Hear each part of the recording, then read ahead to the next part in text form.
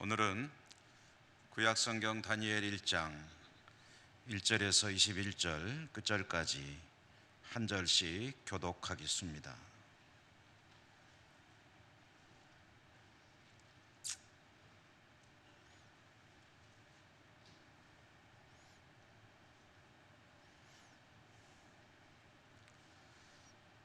유다 왕 여호야김이 다스린 지 3년이 되는 해에 바벨론 왕 느부갓네살이 예루살렘에 이르러 성을 에워쌌더니 주께서 유다 왕 여호야김과 하나님의 전 그릇 얼마를 그의 손에 넘기심에 그가 그것을 가지고 신할 땅 자기 신들의 신전에 가져다가 그 신들의 보물 창고에 두었더라.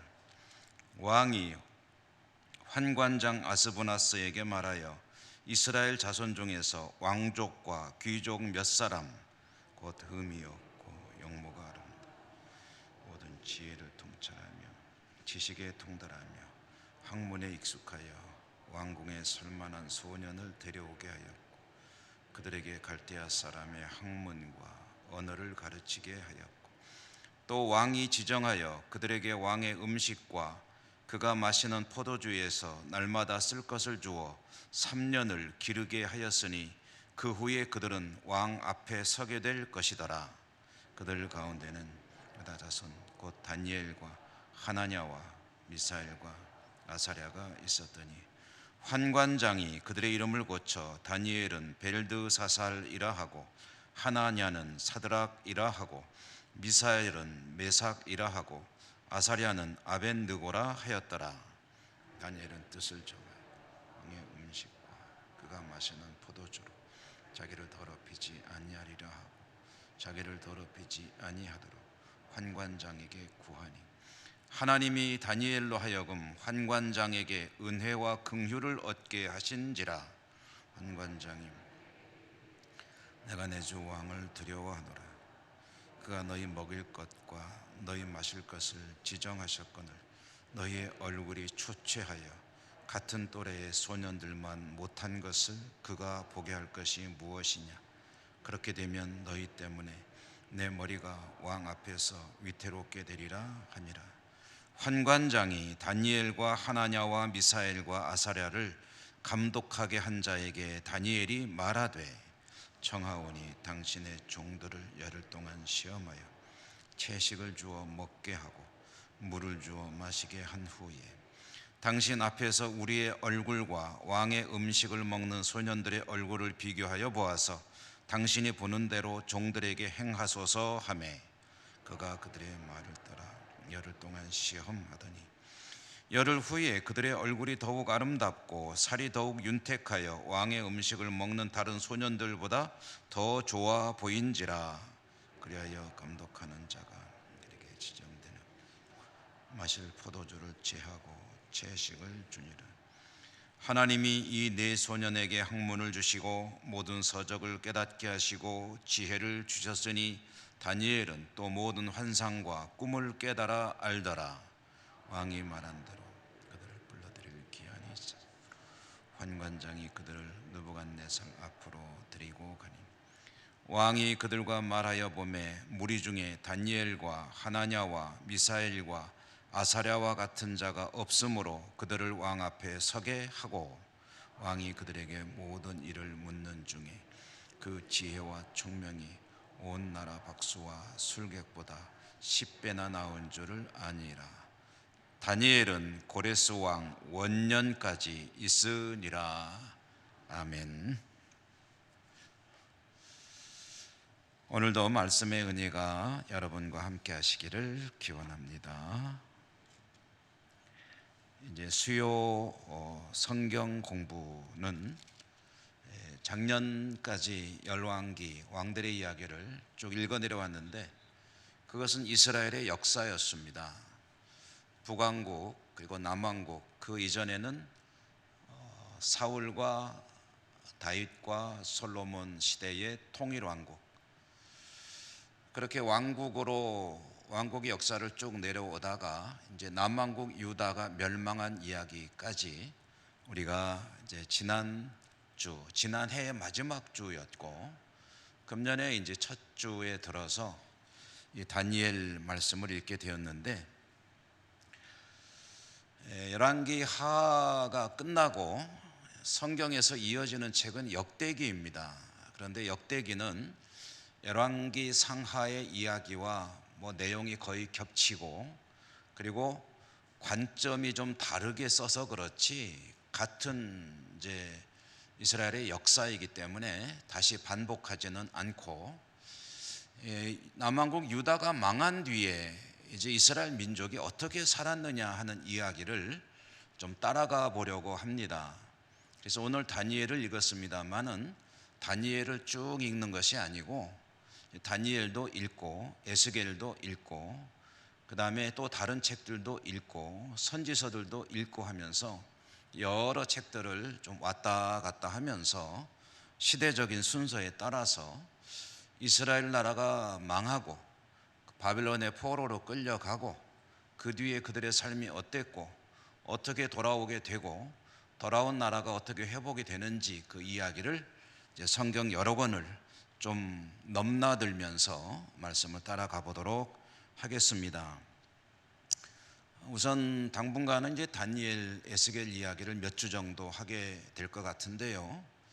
근데 성경에는 에스겔이 다니엘보다 먼저 나오는 책이죠. 그러나 제가 먼저 다니엘 이야기를 꺼낸 것은 다니엘이 먼저 에스겔보다 포로로 끌려갔기 때문입니다.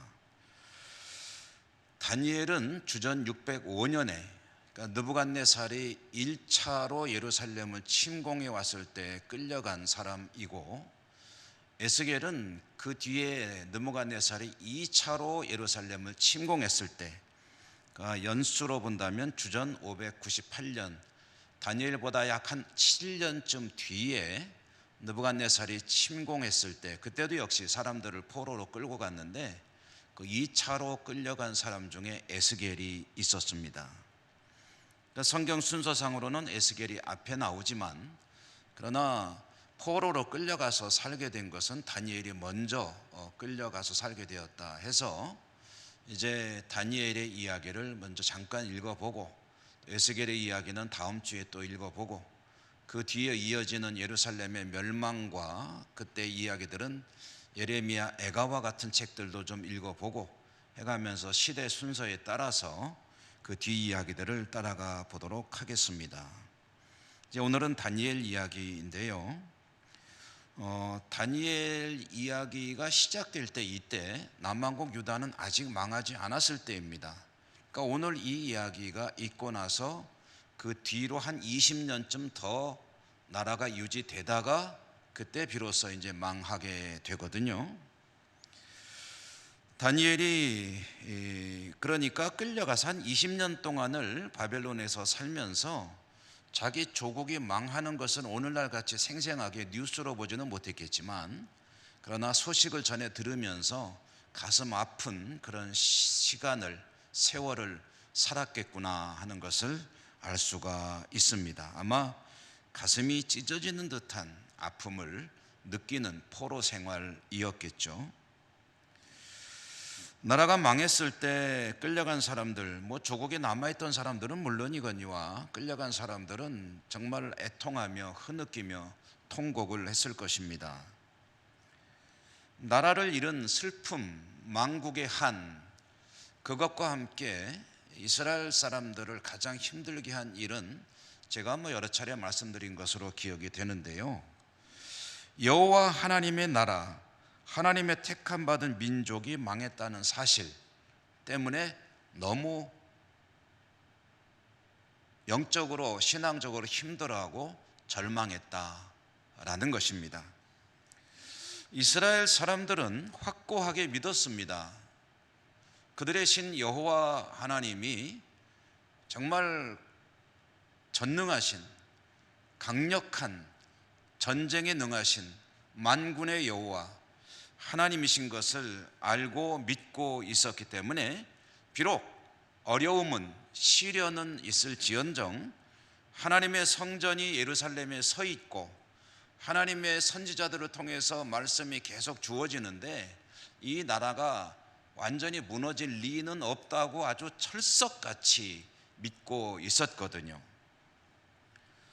그러나 그들의 믿음은 너무나도 허무하게 결론 지어졌습니다. 조국 남왕국 유다 예루살렘 도성은 철저하게 파괴되고 성전은 그야말로 무너져 내려서 처참한 그런 상황이 되어버렸습니다. 성전이 무너져 내리고 성벽이 파괴될 때 그들의 가슴도 함께 무너져 내렸고, 그들은 조국에 남아있는 사람이나 포로로 끌려간 사람이나 하나같이 땅에 쓰러져 통곡을 하고 눈물을 흘렸습니다. 그리고 하나님에 대한 실망, 그리고 자신들의 앞날에 대한 절망으로 어찌할 수 없는 그런 삶을 살았죠. 그렇게 나라가 망하고 망국의 유민으로 바벨론에서 그 뒤를 이은 페르시아에서 살아갈 때 그들에게 그래도 희망을 주는 그런 것이 있었다면 무엇이었을까요? 포로로 끌려가는 사람들에게 가장 말하자면은 그래도 믿음으로 살려는 사람들에게 희망을 주는 사람이 바로 이 다니엘과 에스겔이었습니다. 오늘은 다니엘 이야기를 보게 됐는데요, 이 바벨론에서 다니엘은 정치적으로 상당히 성공했죠. 입지전적인 인물이었죠.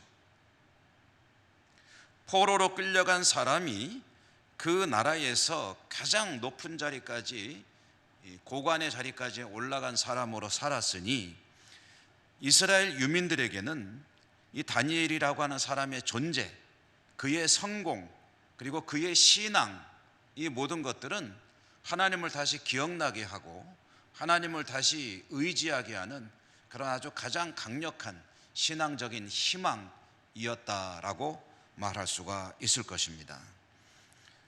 이스라엘 백성들은 다니엘을 통해서 하나님을 다시 떠올렸고, 다니엘을 통해서 하나님을 믿는 믿음에 대해서 생각하게 되었고, 그리고 하나님을 믿고 살아야 되는구나 라는 그런 다짐을 할 수 있게 되었죠. 하나님은 다니엘을 통해서 믿음이라는 것을 계시하셨습니다. 그리고 장래 일어날 일들을 다니엘을 통해서 환상으로 계시하였습니다.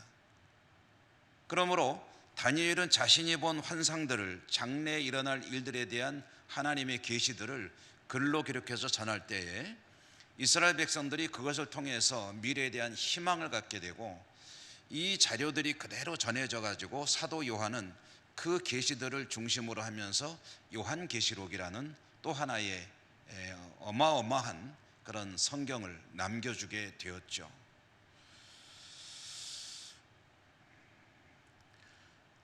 느부갓네살에게 끌려가서 바벨론에서 살게 된 다니엘의 삶을 이렇게 개괄해 보면은, 그러면 구약성경 창세기에 나오는 요셉의 삶과 대단히 흡사하구나 하는 것을 알 수 있습니다. 다니엘과 요셉이 무슨 유형론적으로 볼 때 아주 대비가 된다는 거죠. 비슷해요. 요셉은 이집트라고 하는 강대국의 바로의 바로 뒤를 잇는 제2인자로 살지 않았습니까? 최고로 출세한 사람이죠. 노예로 끌려갔는데 최고로 출세한 그야말로 입지전적인 인물 요셉. 다니엘도 그렇습니다. 망국의 유민으로 포로로 끌려가 가지고 이제 노예로 살아야 될 사람이 출세를 거듭해서 나중에는 페르시아 제국에서는 제2인자의 자리까지 올라가는 사람이 되었으니 요셉과 다니엘의 어떤 정치적인 그런 입지가 상당히 유사하구나 하는 것을 알 수가 있죠. 또 요셉의 인생에 있어서 중요한 순간마다 하나의 모티브가 된 것이 있었죠. 뭡니까? 꿈이죠. 꿈. 요셉은 꿈 해몽을 통해서 정치적으로 도약할 수 있고 중요한 전환점을 맞이하는 그런 인생을 살았습니다. 근데 다니엘도 그래요. 다니엘도 느부갓네살의 꿈을 해석해 줌으로 인해서 정치적으로 크게 도약할 수 있는 발판을 마련하게 됩니다. 물론 그 꿈은 하나님께서 이제 계시해 주신 그런 해석을 통해서 꿈을 풀어낸 것이죠. 꿈을 통해서 엄청난 전환점을 마련했다는 사실을 통해 요셉과 다니엘이 역시 비슷한 인생을 살았구나 하는 것을 알 수가 있고요. 또 이 엄청난 유혹을 젊은 시절에 엄청난 유혹을 이겨냈다는 차원에서도 요셉과 이 다니엘이 비슷합니다. 요셉은 어떤 유혹을 이겼습니까? 보디발의 아내의 성적인 유혹을 아주 젊은 청년인 요셉이 이겨내지 않습니까? 극복했죠. 그럼 다니엘은 어떤 유혹을 이겼느냐 할 때 역시 아주 어린 나이의 소년이었을 것으로 보이는데요. 그 다니엘이 그 왕성한 식욕의 때에 음식의 유혹을 이겨냈다 하는 면에서 또 상당히 유사한 면을 가지고 있습니다. 음식의 유혹을 이겨내는 것으로 바벨론에 끌려간 다니엘의 이야기가 시작이 됩니다. 오늘 다니엘 1장 첫머리에 보면은 여호야김이 다스린 지 3년이 되는 해라고 했는데 이것이 주전 605년을 가리키는 해이고요. 느부갓네살이 예루살렘에 침략해 와서 성전의 기명들을 약탈하고 사람들을 끌고 갔다 하는 것으로 다니엘 이야기가 시작이 되는데요. 느부갓네살은 끌고 간 사람들 중에서 왕족과 귀족, 신분이 고귀한 자들을 선발해서 그들을 중에 쓸만한 인재가 있다면 왕궁에서 이 일을 할 수 있도록 이제 만들어라라고 명령을 하게 됩니다. 이때 다니엘과 세 친구 네 사람의 소년들이 선발이 되게 되고요. 그들이 이제 선발이 되었기 때문에 수련 과정으로 들어가게 됩니다. 왕궁에서 일하기 위해서는 3년간의 트레이닝을 받아야 됩니다. 이 트레이닝에서 잘 우수한 성적을 내야 되고 또 과정을 잘 밟아 나갈 때 이제 최종적으로 왕궁에 가서 근무할 수 있게 되는 것이죠. 다니엘이 이렇게 3년간의 수련 과정을 거치고 느부갓네살의 왕궁에 가서 일하게 된다 할 때에 가서 한 일이 직종이 무엇이었을까 하는 것에 대해서 또 성경을 연구하는 이들은 나름대로 분석을 해 봅니다. 그런데 성경이 명확히 말하고 있지는 않지만 아마 다니엘이 일한 직종은 환관, 내시로 일한 것이 아니겠느냐 하는 분석이 상당히 유력합니다. 환관, 내시와 같은 분야는 사실 정상적인 사람들은 잘 지원하지 않습니다.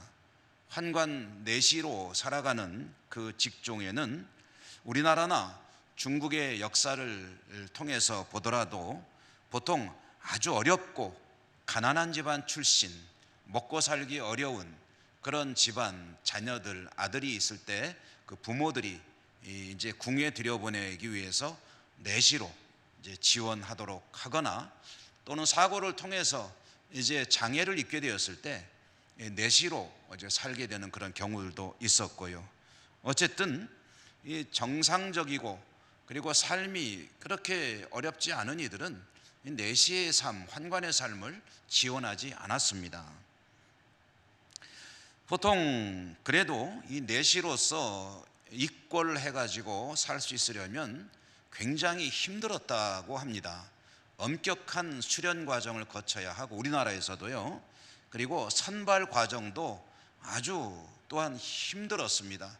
가장 중요한 것은 왕에게 목숨을 걸고 충성할 수 있느냐 하는 것을 테스트하는 여러 과정들이 있었다고 하고요.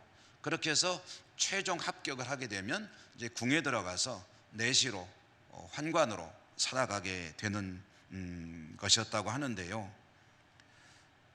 오늘 다니엘의 이 왕궁에서 선발하는 과정도 우리가 이렇게 보면은 느부갓네살의 명령에 의해서 이 과정 전체를 주관하는 사람이 누구냐면 환관장이라고 되어 있습니다. 그러니까 환관장에 의해서 뽑히는 사람들은 아마 환관일 가능성이 높지 않겠느냐 이렇게 보는 거죠. 그래서 환관장 아스부나스 주관 하에 후보생들을 선발하고 이들을 3년간 엄격하게 트레이닝하고 또 선발 과정을 거쳐서 거기서 최종 합격하게 되면 그러면 궁에 들어가서 느부갓네살을 섬기는 그런 관리로 살게 된다 하는 그런 이야기입니다. 좀 전에 말씀드렸지만 이때 다니엘의 나이가 몇 살쯤 됐을까, 소년들과 다니엘과 친구들의 나이가 몇 살쯤 됐을까 하고 볼 때에 당시 문화적인 상황에서 보면은 이 소년들을 선발하는 것이 나이가 많은 청년들은 안 하거든요. 그러므로 약 한 15세 남짓 되었을 것으로 봅니다. 15, 16세 정도 된 소년들을 선발해서 한 3년 정도 잘 훈련시켜 가지고 20살 가까워질 때에 이제 궁에서 일하게 한다. 그리고 일하는 부분은 확실하지는 않습니다. 그러나 대체로 환관으로 일한 것이 아니었겠느냐 이렇게 보고 있습니다. 그런데 어찌됐든 이 다니엘과 세 친구에게 있어서 이 과정에 포함되게 된 것, 선발되게 된 것은 어마어마한 행운이었습니다. 어차피 나라는 망했습니다. 이제 바벨론에서 살아야 됩니다.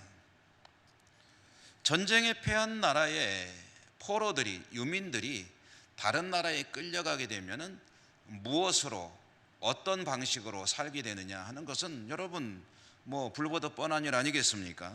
대개가 노예로 살게 되고 그리고 노역에 처해지게 되죠. 가서 힘쓰는 일을 하는 것이 대개 전쟁 포로들의 삶이고, 개인적으로 또는 노비로 어떤 고관댁이나 이런 데 팔려가서 사는 경우도 있곤 했지요.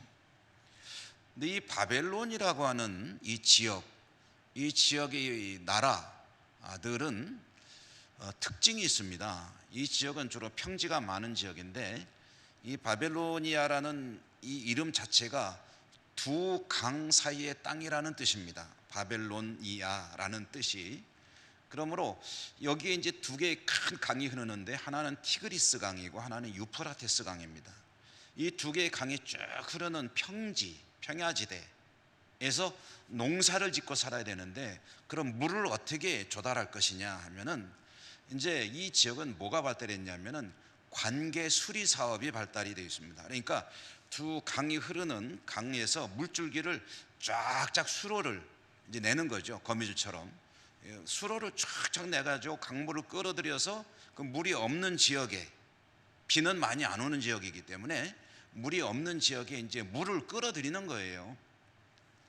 이집트 같은 경우에는 나일강 물이 범람하고 그 다음에 또 나일강 물을 끌어다가 나일강을 쭉 따라서 농지가 개발이 되었다고 한다면, 이 바벨론은 두 개의 강 사이를 수로를 만들어 가지고 물을 끌어들여서 농사를 짓는 그런 관계 방식의 농업이 발달된 나라인데, 여러분 그 관계 수로를 만드는 것이 요즘 같으면은 장비들이 좋아 가지고 사람의 힘이 별로 필요 없지요.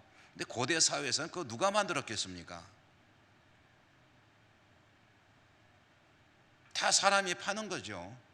삽 들고 가서 파고 곡괭이로 파고 사람들이 가서 그 땅을 다 파가지고 강과 강을 잇는 물줄기를 만들어야 되는데, 거기에 제일 먼저 동원되는 사람들이 누구겠습니까? 전쟁 포로죠. 전쟁 가서 이 바벨론이라고 하는 제국, 강대국인데 전쟁 가서 많은 사람들 잡아다가 그거 뭐에다 쓰겠습니까? 그 사람들 데려다가 가서 땅 파고 물길 만들고 하는 일에 쓰이는 거죠. 이야기는 또 드릴 기회가 있을 것 같습니다. 어찌됐든 이 다니엘이나 이 친구들도 특별한 경우가 아니면은 이런 이제 노역에 처해져 가지고 평생 그와 같이 일만 하다가 죽게 될 그런 운명에 처할 상황이었는데요. 그런데 이런 노예가 아니라 왕궁에서 살 수 있는 기회가 주어졌다는 거죠. 왕궁에서 관리로 살 수 있게 되었다라고 한다면 여러분, 이 기회는 어떤 기회입니까? 절대로 놓치면 안 되는 기회입니다. 이걸 놓치면은 안 돼요. 반드시 꽉 잡아야만 하는 기회입니다. 다니엘과 세 친구는 정말 행운을 잡은 것이죠. 이 과정을 잘 통과하면 평생 내 땅도 아니고 남의 땅에 무슨 농사를 짓는 것도 아니라 그냥 물길 내는 작업에 평생 써 쓰여지다가 이제 병들고 약해지면 죽을 수밖에 없는 그런 신세일 텐데, 왕궁에 들어가서 살게 됐다 하는 것은, 이것은 뭐 하늘과 땅 차이죠. 그 삶이. 그들은 이 과정을 잘 통과해야 합니다. 그래서 왕의 곁에서 살아야 합니다. 그러므로 어떻게든 이 과정을 통과하고 싶었을 것이고 성실하게 훈련에 임했을 것입니다. 그런데 한 가지 문제가 있죠. 우리가 잘 알고 있는, 그것은 율법에 저촉되는 일이 훈련 과정 중에 발생한다는 것, 그것이 이 다니엘과 세 친구에게 가장 큰 문제였습니다. 이들은 하나님의 율법을 잘 지키는 믿음의 사람들, 정말 순전한 사람들이었기 때문입니다. 여러분, 성경을 보면서 우리가 읽어보면 그 선반된 사람이 몇 명인지는 몰라요. 아마 10명일 수도 있고 20명일 수도 있고 30명일 수도 있고 50명일 수도 있고 100명일 수도 있겠죠. 그런데 그 사람들, 유다에서 끌려온 사람들 가운데 율법 때문에 이 음식을 거절한 사람이 몇 명이냐 하면은 이 4명밖에 얘기가 안 나와요. 그러니까 대부분의 사람들은 이 율법에 저촉되는 음식을 먹는 것에 대해서 별로 개의치 않고 어떻게든 이 기회를 꽉 잡겠다고 달려들고 있었을 터인데, 그 중에 이 4친구, 다니엘과 3친구는 그럴 수 없다라고 하면서 하나님의 율법에 저촉되는 음식들은 먹지 않아야 된다라는 그런 원칙을 세웠다는 거죠. 말하자면 어마어마한 기회이지만 신앙에 저촉되는 것이라면 우리는 그렇게 할 수 없다라는 그런 나름대로의 결단을 했다는 이야기입니다. 훈련 과정에서 제공되는 음식들 가운데 그들의 신앙 양심으로 받아들일 수 없는 음식들이 섞여 있었고, 다니엘과 세 친구는 이 음식들을 먹지 않기로 작정을 하고, 그러면 어떡할 거냐? 자퇴할 거냐? 어떡할 거냐? 그들은 한번 부딪혀 보기로 작정을 한 것입니다. 환관장, 총지휘자 환관장을 찾아갔습니다. 환관장을 찾아가서 이야기를 한 거죠. 우리 섬기는 하나님의 율법에 의하면 이와 같은 음식들을 먹으면 안 되는데 안 먹으면 안 되겠습니까? 라고 이야기를 했겠죠. 이것은 대단히 위험한 행동이었습니다. 왕이 하사하는 음식을 포로 나부랭이가 거절한다, 이것은 괘씸해도 보통 괘씸한 일이 아니었습니다. 즉결 처분을 당해도 조금도 문제가 되지 않을 그런 일이었습니다. 그렇다면 다니엘과 세 친구가 그런 분위기를 모를 리는 없고요, 이 4사람은 말하자면 목숨을 걸고 이 이야기를 꺼낸 거예요.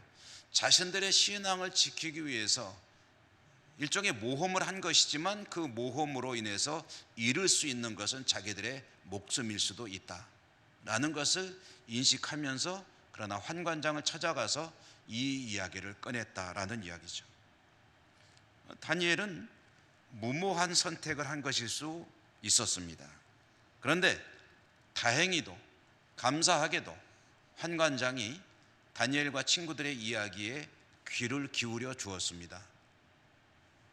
분노하고 책망하고 여봐라 이것들 데려다가 쫓아내버려라, 가서 참해버려라 라고 하지 않고 그래 하고 얘기를 들어준 거예요. 이것만 해도 기적입니다. 그런데 들어주기는 했지만 그것을 수용하지는 않았습니다. 왜냐? 오늘 우리가 읽은 말씀 속에 나와 있죠. 이 사람들에게 왕이 하사한 음식을 제공하는 것을 자기 마음대로 바꾸는 것은 본인에게도 부담스러운 행동이에요. 그만큼 왕의 권위는 절대적이었습니다. 왕이 하사한 식품을 거절한다, 그런데 그것을 용인했다 그러면 자신의 정치적인 생명은 물론 목숨까지도 위험할 수 있는 그런 행동이었기 때문에 환관장은 니들 말을 내가 이해는 하겠는데 그건 나도 위험하기 때문에 절대 그 말은 들어줄 수 없다라고 이제 거절한 거예요, 환관장이. 다니엘과 친구들은 환관장의 거절에 낙심했겠죠. 그러나 포기하지 않았습니다. 이들은 다시 누구를 찾아가냐면 이제 총 대장이 환관장이 있고 아마 이제 그 환관장 밑에서 감독들이 여럿이 있어가지고 아마 몇 명씩 맡아서 감독을 하지 않았을까 하고 생각이 돼요. 그런데 다니엘과 세 친구를 감독하는 그 감독을 찾아갔습니다. 감독을 찾아가가지고 이제 다시 이제 제안을 했어요. 이렇게 말하면 안 되겠다. 그럼 우리가 이렇게 말해보자 해가지고 제안을 바꿨거든요. 뭐라고 바꿨냐면은 우리가 요 음식 요 몇 가지는 안 먹고 그 대신 야채하고 물, 채식과 물로 한번 먹어보는데 열흘만 시험 삼아서 먹어보면 어떻겠습니까? 우리는 이 음식을 먹으면 곤란한데 이렇게 해서 만약에 자신들의 모습이 초췌해지지 않는다면 계속 먹어도 된다는 이야기 아니겠습니까? 그러니까 우리가 그렇게 할 수 있도록 허락해 주십시오 라고 이제 일종의 테스트를 제안한 거죠. 그랬더니 이 제안을 감독이 수용했습니다. 이것도 놀라운 이야기, 기적입니다. 아마 감독이 그걸 알았을 리는 없죠. 고기보다 채소가 피부에 좋다는 거. 채소를 많이 먹으면 피부에도 좋고 미용에도 좋고 이게 모공이 줄어들잖아요. 이 육식을 많이 하면은 이제 피부가 거칠어지죠. 모르셨어요? 저는 피부가 좀 거친 편입니다. 어쨌든 채소하고 물을 먹고 우리는 이런 고기나 포도주 이런 거는 안 먹고 근데 한 열흘만 시켜봐 주십시오. 열흘 후에 우리가 초췌해지면은 그러면 이제 뭐 포기하겠습니다 이렇게 얘기를 했겠죠. 10일 동안 테스트를 했습니다. 오늘 성경 그대로죠. 그리고 그들의 얼굴은 더 아름다웠다, 윤택했다, 빛이 났다, 매끈매끈했다. 그럴 수밖에 없죠. 채소하고 물만 먹는데 얼마나 피부가 깨끗해지겠습니까? 감독은 다니엘과 세 친구가 계속 원하는 대로 음식을 먹을 수 있도록 해 주었습니다. 이렇게 해서 다니엘과 친구들은 신앙도 지키고 훈련 과정에도 잘 참여하고 특별히 하나님께서 이들에게 지혜를 주시고 명철을 주셔서 가장 우수한 성적으로 이제 수련 과정을 거치게 되었고 왕궁에서 일할 수 있게 되었다 하는 이야기입니다. 여러분, 우리가 이 이야기에서 주목해야 될 대목이 뭐 여러 군데가 있겠지만 오늘 한 가지만 생각해 보려고 하는데요. 그것은 다니엘이 과감하게 환관장에게 감독에게 제안했을 때 일입니다. 좀 전에도 말씀드렸지만 이것은 수로를 만드는 농노로 살지 않고 왕궁에서 그래도 거기에 비하면 천국의 삶과 같은 그런 삶을 살 수 있는 기회를 스스로 발로 차는 것일 수도 있고 나아가서 만약에 진노를 산다면 자신들의 목숨은 그냥 뭐 파리 목숨 같은 거거든요. 그러니까 순식간에 생명을 잃을 수도 있는 그런 어찌 보면 무모한 도전이었는데 뜻밖에도 환관장이 이 소년들의 말에 귀를 기울여 주었고 감독도 이 친구들의 의견을 수용해 주었습니다. 이것은 다니엘의 언변이 어마어마해서 설득력이 탁월해서 호소력이 너무너무 뛰어나서 이 사람들이 다니엘과 이 친구들의 말을 들어준 것일까? 뭐 그랬을 수도 있겠지만 성경은 그렇게 말하지 않습니다. 성경이 그렇게 될 수 있었던 이유는 우리가 읽은 말씀 중에 9절에 보면 그 이유가 나오고 있죠. 여러분 9절의 말씀을 한번 다 같이 읽어볼까요? 9절 읽습니다. 시작. 하나님이 다니엘로 하여금 환관장에게 은혜와 긍휼을 얻게 하신지라. 아멘. 환관장이 다니엘을 보니까 그 청을 거절할 수가 없었다. 그래가지고 청을 그 말에 귀를 기울이게 되었다. 이게 하나님께서 하신 일이다 라는 말씀이죠. 말하자면 환관장이 다니엘과 친구들의 요청을 받아들인 것도 감독이 또한 받아들인 것도 모든 것이 다 하나님의 은혜이고 긍휼을 베푸신 탓이었다. 그 덕분이었다 라는 이야기를 성경이 전해주고 있습니다. 그러면 하나님께서 왜 그런 은혜와 긍휼을 베푸셨느냐가 중요하죠. 그냥 아무런 이유 없이 물론 그러실 수도 있겠지만 성경이 전해주는 바는 틀림없이 하나의 메시지가 들어 있습니다. 하나님은 왜 그런 긍휼과 은혜를 베풀어 주셨느냐 하면은 다니엘이 이런 위험한 제안을 한 이유가 중요하기 때문입니다. 다니엘이 왜 이런 제안을 했습니까? 그는 하나님의 율법을 따르기 위해서, 말하자면 하나님의 명령에 합당하게 살기 위해서 어쩌면 어마어마한 혜택이 될 수 있는 것을 포기할 뿐 아니라 자신의 생명까지 내어놓을 수 있는 그런 위험한 선택을 한 것입니다. 생사를 건 결단이었다는 거죠. 그리고 이 이야기를 통해서 들려주는 메시지가 무엇이겠습니까? 하나님의 백성이 하나님을 믿는 성도로서의 도리를 다하기 위해서 때로는 위험할 수도 있고, 때로는 손실일 수도 있고, 때로는 엄청난 이익이 될 길을 포기하는 그런 상황이라 할지라도 하나님 보시기에 합당한 길로 들어설 때에 하나님의 도우심이 그와 함께 한다라는 것을 보여주는 전형적인 이야기 아니겠습니까? 여러분, 이 이야기를 듣는 나중에 다니엘을 통해서 읽기도 하고 듣기도 했을 이스라엘 백성들이 이 말씀을 들으면서 무슨 생각을 했을까요? 그들이 진작에 이렇게 믿음을 가지고 하나님 말씀에 합당한 삶을 살았더라면 얼마나 좋았을까요? 나라가 망하기 전에 선지자들이 그렇게 가서 계속해서 호소하고 눈물로 호소하고 때로는 질책을 하고 그러면서 하나님께로 돌아오라 돌아오라 돌아오라고 외칠 때 그들이 우상을 버리고 하나님의 율법 앞으로 나와서 율법에 합당하게 살았더라면 얼마나 좋았을까요? 하나님의 도우심이 함께하지 않았겠습니까? 나라가 망했겠습니까? 왜 망합니까? 하나님이 다윗에게 약속을 주셨는데 너와 내 후손들이 율법에 합당하게 살아간다면 내 후손들의 왕위가 영원하리라 라고 약속을 주셨는데 왜 나라가 망합니까? 진작에 하나님의 말씀에 율법에 합당하게 그들이 살았더라면 나라도 망하지 않았을 것이고 그들도 이렇게 타국의 포로로 끌려와서 비참한 생활을 하지 않았을 것입니다. 그런데 너무 늦었죠. 다니엘과 친구들의 결단의 이야기는 이 말씀을 들을 때에 듣는 이들에게 엄청난 도전이 되었을 것입니다. 그리고 그들 중에 어떤 이들은 이렇게 생각했겠죠. 이제부터라도 하나님 말씀으로 돌아가야 한다. 이제라도 돌아가야 한다.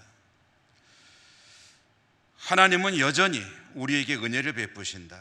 비록 지금 나라는 망했지만 그것이 우리는 하나님이 우리를 버린 증거라고 생각했지만 하나님이 우리를 버린 증거가 아니라 하나님은 지금도 여전히 은혜를 베풀고 계시고 하나님 말씀 앞으로 돌아오는 자들에게 긍휼과 또한 은혜를 내려주신다. 그들의 삶을 지켜주시고 합력하여 선을 이루게 하신다라는 사실을 확인하게 되었겠죠.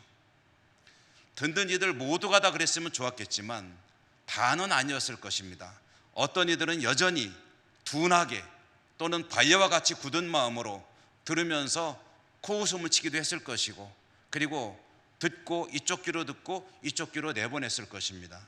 그러나 그 중에 어떤 이들은 이 말씀을 듣고 마음의 감동을 받고 회개하며 하나님 앞으로 돌아오는 이들도 있었을 것입니다. 여러분, 우리에게 오늘 이 말씀이 무엇을 전해주시나요? 하나님의 은혜가 참 놀라운 것이라는 것. 그 중에 하나님의 은혜가 정말 놀라운 것이지만 그 중에 한 가지, 오늘 이 말씀 속 우리가 꼭 찾아봐야 될 보석은 뭐냐 하면은요, 언제든지 돌이키면 그곳에 하나님께서 기다리고 계신다라는 사실입니다. 그런 말 하지 않습니까? 가장 늦었다고 생각할 때가 빠른 때다라는 말을 많이 쓰는데 저는 그 말이 오늘 이 말씀과 참 짝이 맞는 그런 말인 것 같아요. 하나님 앞에서는 늦었다는 것이 없습니다. 언제든지 하나님 앞으로 돌아서는 그때, 말씀으로 돌아가는 그때부터 하나님은 다시 은혜를 베푸시고 긍휼과 자비를 베풀기 시작하신다라는 사실, 이 말은, 이 메시지는 하나님을 믿고 살아가는 저나 여러분, 우리들에게는 정말 힘이 되는 말씀이 아닐 수가 없습니다. 늘 하나님 앞에 죄송하잖아요. 부족하잖아요.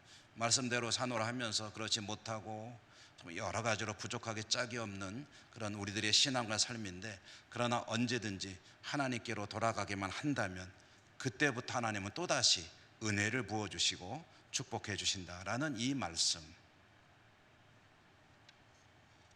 여러분 오늘 다니엘서의 이 말씀을 들었기 때문에 언제든지 우리 주님 앞으로 돌아가는 일에 주저하심이 없는 여러분 모두가 되시기를 주님 이름으로 축원합니다.